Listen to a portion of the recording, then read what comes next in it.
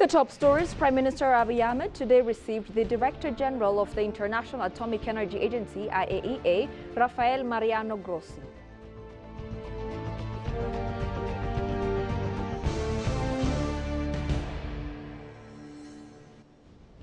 And ministers have emphasized New Legacy initiative for driving Ethiopia's economic recovery and environmental sustainability.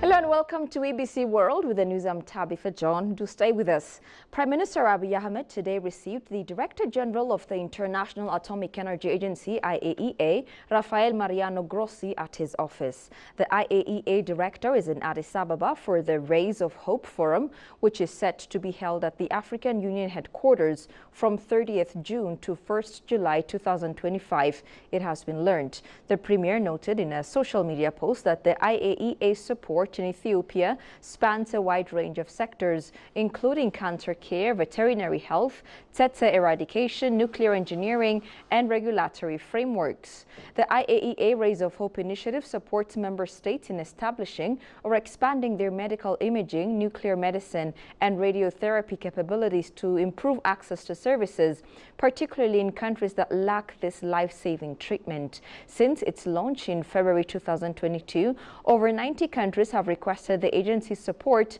to increase access to cancer care. The IAEA has mobilized funds from donor member states, private sector companies, as well as member state development agencies in support of cancer care for low and middle income countries across the world. This support includes comprehensive baseline assessments such as impact reviews, the development of national cancer control plans and bankable documents, the procurement of equipment, and capacity building.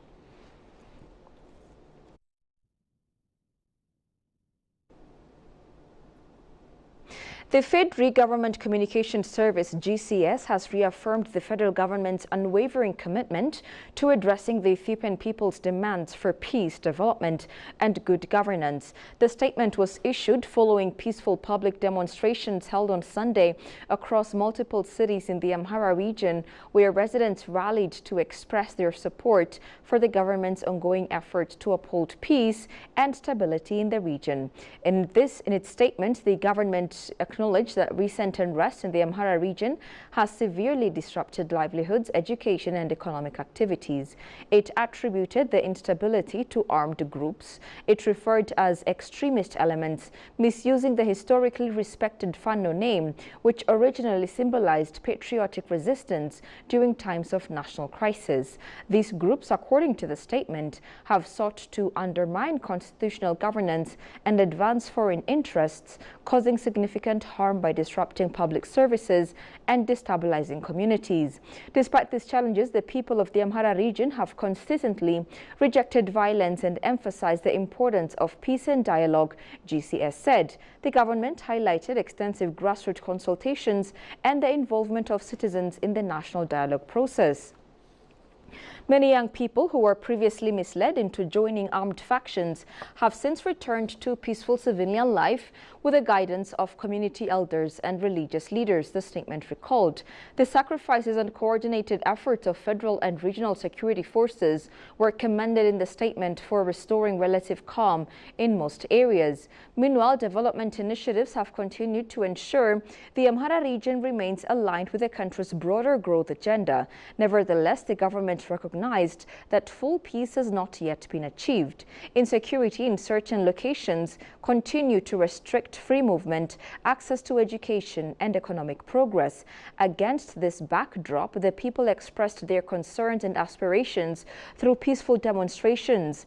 The demonstrators called for sustained peace, enhanced security, reopening of schools, and protection of livelihoods. They also expressed their willingness to collaborate with authorities to uphold uphold the rule of law and counter both internal disruptions and external interference. The government expressed gratitude for the public's peaceful and constructive engagement, reiterating its responsibility to respond decisively to the concerns raised. The statement affirmed the government's strengthened commitment to meeting the people's demands for peace and development, emphasizing coordinated efforts with the regional administration, security forces, and local communities to achieve stability and prosperity.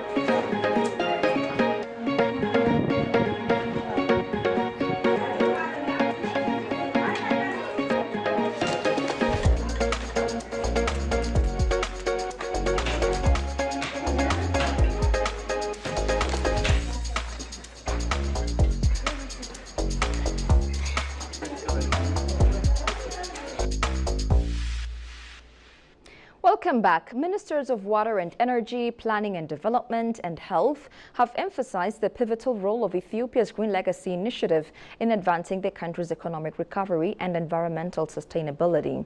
Their remarks came during a tree planting event held along the Addis Ababa City River bank, attended by Prime Minister Abiy Ahmed, Nigerian Vice President Kashim Shettima, and other senior government officials. The ministers praised the initiative's profound impact on ecological restoration and economic growth, describing it as a transformative legacy for future generations. Shagao Yamato has more on this.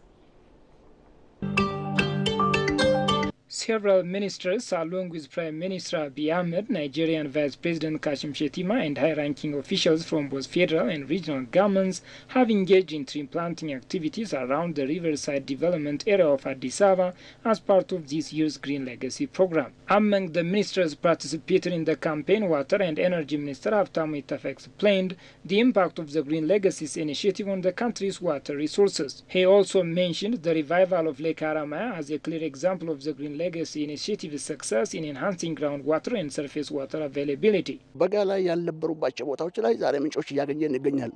now accessing abundant water from wells that had previously dried up during the dry season. The floods during the rainy season are also decreasing as more water is absorbed into the ground, which helps irrigate farms during the dry months. Rainwater now dissipates more effectively, reducing soil erosion.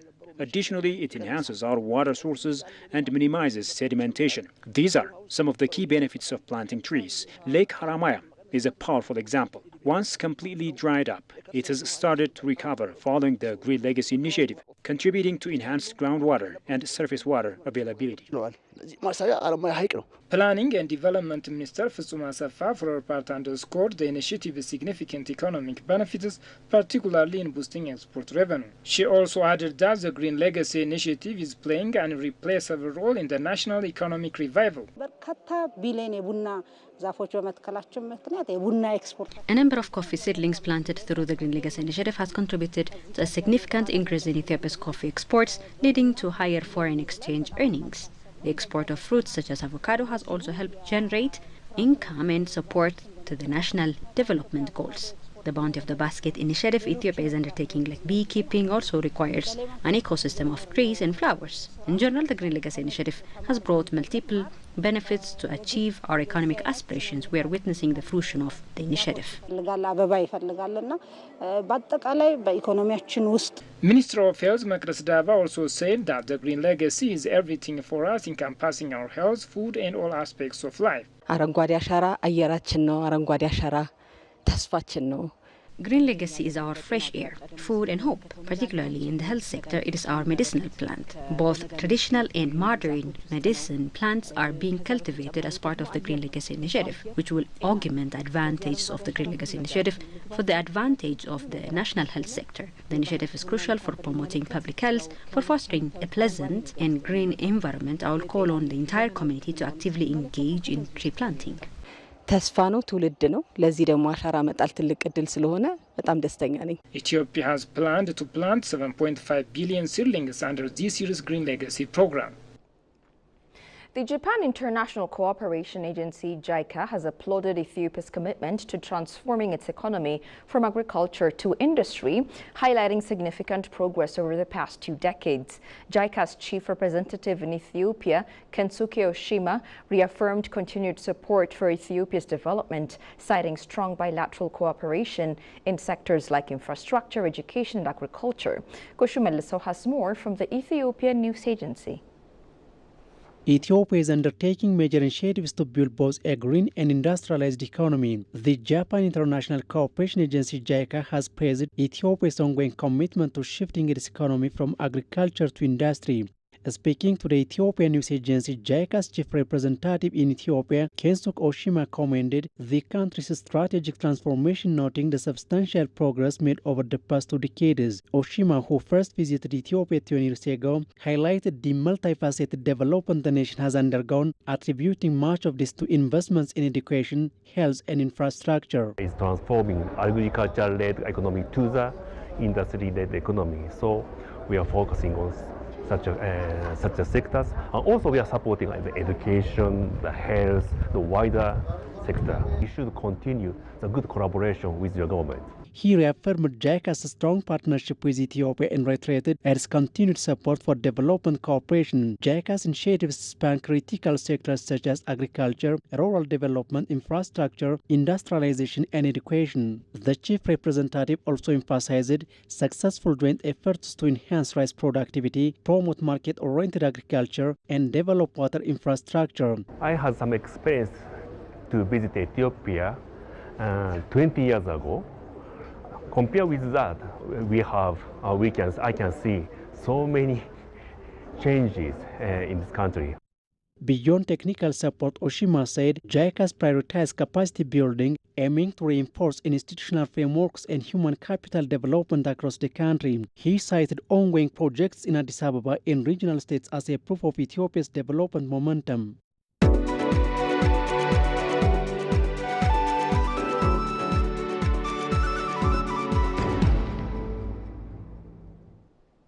In business news, foreign banks are actively seeking entry into Ethiopia's financial sector, following the government's recent policy shift to open the banking industry to foreign investment, according to National Bank of Ethiopia Governor Mamo ምህረቱ. Governor Mamo stated that the Ethiopian government has embarked on a strategic financial liberalization agenda, which includes allowing foreign participation in the banking sector. As part of this initiative, the House of People's Representatives recently passed legislation authorizing foreign banks to operate in the country, thereby empowering the NBE to implement the policy framework. The new law enables foreign banks to establish subsidiaries, acquire equity stakes in local banks, and open branches or liaison offices within Ethiopia. In line with this, the NBE has issued a set of directives outlining licensing requirements, operational guidelines, and a comprehensive regulatory framework to govern foreign bank activities. Mamo emphasized that opening the sector to international banks is expected to generate multiple benefits, including enhanced capital flow, broader financial inclusion, the introduction of innovative financial products, the expansion of digital banking services, and increased market competition. He confirmed that several foreign banks have already submitted applications to the National Bank, particularly institutions from neighboring African countries and the Middle East, Ethiopian News Agency reported.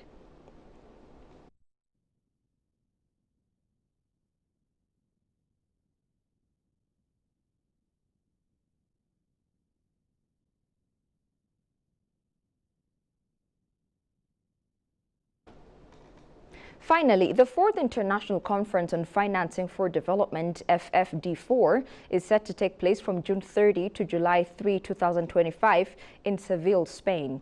The conference aims to address both long-standing and emerging challenges in global development financing, with a strong focus on accelerating the full implementation of the Sustainable Development Goals, SDGs, and advancing the reform of the international financial system.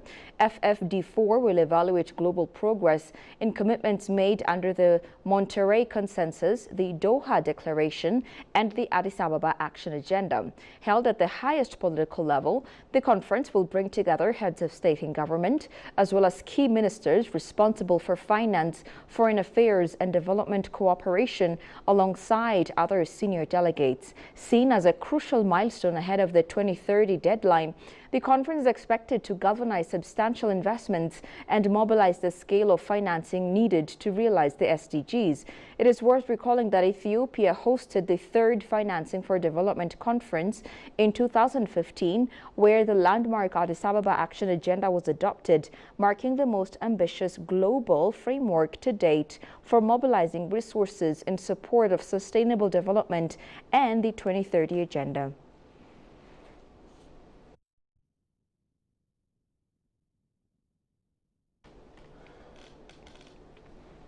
You're watching ABC. A quick reminder of the stories making headlines.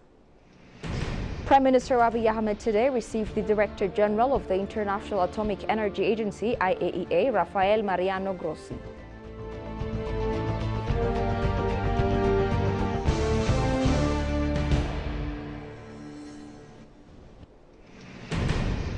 And ministers have emphasized the Green Legacy initiative for driving Ethiopia's economic recovery and environmental sustainability. That's all we had for now. I'm Tabitha John. Thank you for watching. Goodbye.